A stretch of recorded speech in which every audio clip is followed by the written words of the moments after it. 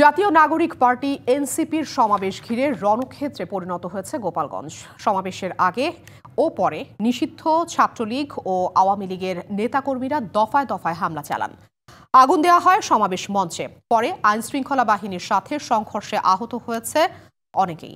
গুলিবিদ্ধ হয়েছেন ডিবিসি নিউজের গোপালগঞ্জ প্রতিনিধি সুব্রত সাহা বাপি। উত্তপ্ত পরিস্থিতিতে গোপালগঞ্জে জারি করা হয়েছে ১৪৪ ধারা। সেনাবাহিনী, র্যাব, পুলিশের পাশাপাশি মোতায়েন করা হয়েছে ৪ প্লাটুন বিজিবি। এনসিপি নেতারা হুঁশিয়ারি দিয়ে বলেছেন, হামলা চালিয়ে এনসিপিকে ঠেকানো যাবে না। গোপালগঞ্জ শহরের পৌর পার্কে সমাবেশ শেষ হওয়ার কিছুক্ষণের মধ্যেই লাঠিসোঁটা নিয়ে এনসিপি নেতাকর্মীদের ওপর চালানো হয় হামলা। চারপাশ থেকে ঘিরে ফেলা হয় গাড়ি। নিষিদ্ধ সংগঠন ছাত্রলীগ ও কার্যক্রম নিষিদ্ধ থাকা আওয়ামী লীগের নেতাকর্মীরা এই হামলা চালিয়েছেন বলে অভিযোগ এনসিপি নেতাদের। আইনশৃঙ্খলা বাহিনীর সদস্যরা সাউন্ড গ্রেনেড ও ফাঁকা গুলি ছুড়ে পরিস্থিতি নিয়ন্ত্রণের চেষ্টা করেন। শুরু হয় সংঘর্ষ। চলে ধাওয়া পাল্টা ধাওয়া, ককটেল বিস্ফোরণ। সংঘর্ষ ছড়িয়ে পড়ে শহর জুড়ে। নিরাপদ স্থানে সরিয়ে নেওয়া হয় এনসিপি নেতাদের। হামলার ঘটনায় বেশ কয়েকজন গণমাধ্যম কর্মী আহত হয়েছেন।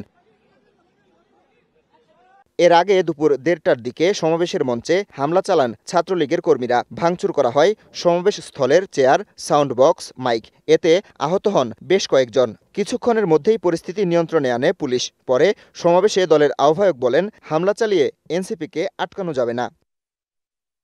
DBC news desk. এ বিষয়ে বিস্তারিত জানাতে গোপালগঞ্জ থেকে সরাসরি যুক্ত হয়েছেন সহকর্মী আমিরুল ইসলাম। আমিরুল, সারাদিন আপনি সংবাদ সংগ্রহ করেছেন, বিভিন্ন সংঘর্ষের মধ্যেও পড়েছেন। বর্তমানে কি অবস্থা দেখছেন? বর্তমানে যে সড়কগুলি ছিল, অনেকটা সড়কেই শান্ত অবস্থা বিরাজ করছে। বিশেষ করে আমি রয়েছি যে স্থানটি, সেটা হচ্ছে কি যে জেলা প্রশাসক কার্যালয় এবং চিফ জুডিশিয়াল ম্যাজিস্ট্রেট আদালত, সেই সড়কটিতে। এবং এখানটায় দেখেছি এখন অনেকটাই শান্ত বলা যায়। সকাল থেকে এই যে পথসভা বা পদযাত্রাকে কেন্দ্র করে গোপালগঞ্জ যে শহরের যে উত্তেজনা বিরাজ করতেছিল, সেই উত্তেজনার অংশ হিসেবে বিভিন্ন স্থানে যে ঘটনা ঘটেছে। বিশেষ করে সকালে 11:30 নাগাদ দেখেছি যে আপনার পুলিশের গাড়িতে হামলার পরবর্তীতে আগুন দিয়েছে স্থানীয়রা।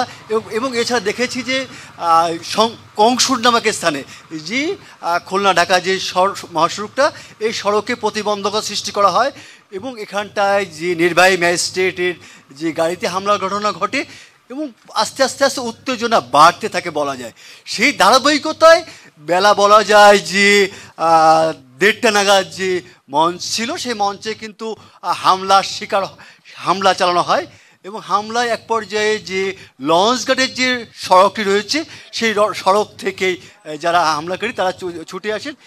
এসে যে পথসভার যে মঞ্চ করা হয়েছিল, সেই মঞ্চে তারা বলা হয় যে হামলা চালায়। এবং এই হামলার ঘটনায় যে পুলিশের যে নিরাপত্তা বলয় ছিল, সেই নিরাপত্তা বলয় তৈরি করে এবং পুলিশ হামলাকারীদের পিছু হটতে যে বাধ্য করে, প্রতিবন্ধকতা সৃষ্টি করে। এক পর্যায়ে যে পুলিশ আইনশৃঙ্খলা বাহিনীর যে প্রতিবন্ধকতার কারণে কিন্তু যে পিছু হেঁটে যায় যে যারা যারা দায়িত্ব ছিলেন বা নিয়োজিত ছিলেন।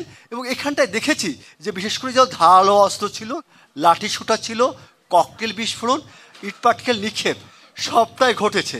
যার কারণে যে এখনও যে মঞ্চের যে এলাকাটি, সেই এলাকাটা অনেকটাই শান্ত, যেখানটায় রণক্ষেত্রে পরিণত হয়েছিল এই স্থানটি। এবং এখানটায় যে সংঘর্ষের ঘটনা ঘটে, দফায় দফায় সংঘর্ষ হচ্ছে, সেই সংঘর্ষ যখন ঘটেছে, অনুরূপভাবে যে কয়েকটি সড়ক ছিল, সড়ক থেকে এখান থেকে যে নিষিদ্ধ যে সংগঠন রয়েছে, তাদের নেতাকর্মী এবং আওয়ামী লীগ, যুবলীগের নেতাকর্মী যারা আছে, তারা কিন্তু এই হামলায় ছিলেন। আমরা এই যে একেবারে দেখাচ্ছি যে পথসভায় যে মঞ্চ ছিল, সেই মঞ্চে কিন্তু যে অগ্নিসংযোগের ঘটনা ঘটেছে। এবং যে এখানটায় যে পথসভা স্থানটি রয়েছে, এখানটায় বলা যায় যে এখন রণ যে ক্ষেত্র, সেটা পরিণত হয়। এবং হামলাকারীরা যারা ছিলেন, তারা কিন্তু যেমন এই যে স্থানটি, এসে কয়েকটা সংযোগ সড়ক ছিল, সেই সংযোগ সড়ক থেকে কয়েক দফায় তারা সংগঠিত হয়ে এই স্থানে আসেন এবং হামলা চালায়। এবং এখানটায় যে থাকছে যে বিশেষ করে যারা আইনের বাইরে যারা ছিলেন, তারা কিন্তু যারা হামলাকারী যারা তাকে প্রতিহত করতে যে ব্যবস্থা, বিশেষ করে রাবার বুলেট নিক্ষেপ করে, টিয়ার সেল নিক্ষেপ করে, এবং সেই সঙ্গে যারা হামলায় যারা ছিলেন, আমরাও কিন্তু পুলিশকে লক্ষ্য করে ইট পাটকেল নিক্ষেপ, যে ককটেল বিস্ফোরণ, ধাওয়া পাল্টা ধাওয়ার ঘটনা ঘটে। এবং এই স্থানটি যে যেখানে রয়েছে, এই যে পৌর যে উন্মুক্ত মঞ্চ, এই মঞ্চটি বলা যায় যে রণক্ষেত্রে পরিণত হয়েছিল। এবং এখনও যে ক্ষত চিহ্ন যে রণক্ষেত্রের, সেটা কিন্তু এখনও পরিলক্ষিত হচ্ছে। বিশেষ করে যে চেয়ার যে ছোড়া ভাঙা অংশ, ইট পাটকেল নিক্ষেপ, এখনও যে আগুন জ্বালানো, সেই যে ঘটনাগুলো, সেগুলো দাও দাও যেগুলো ক্ষত চিহ্ন বা হামলা যে এখনও কিন্তু রয়ে গেছে।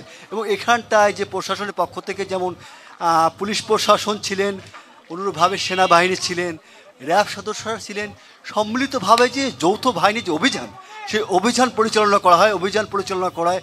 করে এই স্থানটিতে কিন্তু যে মুক্ত করা হয়েছে। এবং এখানটায় একটি সড়কে যে ছিল, সেই সড়কগুলো থেকে যেমন আইনশৃঙ্খলাকারী বাহিনী একটি সড়ক মুক্ত করেছে, অনুরূপভাবে যে হামলাকারী যারা ছিলেন, তারা সংগঠিত হয়ে বিভিন্ন যে সড়ক, সেই সড়কগুলির থেকে হামলা চালিয়েছেন।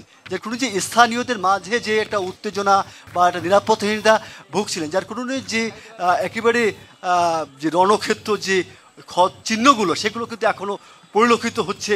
যে বিশেষ করে এই স্থানটি যে প্রশাসনের সঙ্গে যে স্থানীয় যে জনতা, তাদের যে সংঘর্ষ, সেই সংঘর্ষের যে চিহ্ন সেখানে কিন্তু এখনও পরিলক্ষিত। বিশেষ করে এই যে আমরা দেখাচ্ছি, এখনও কিন্তু সড়কের উপরে যে এখানটায় আগুন জ্বালিয়ে যে বিক্ষোভ প্রদর্শন করেছে, এই যে যারা হামলা অংশ নেয় বা এই যে সংগঠন, তাদের যে এখনও কিন্তু রয়েছেন।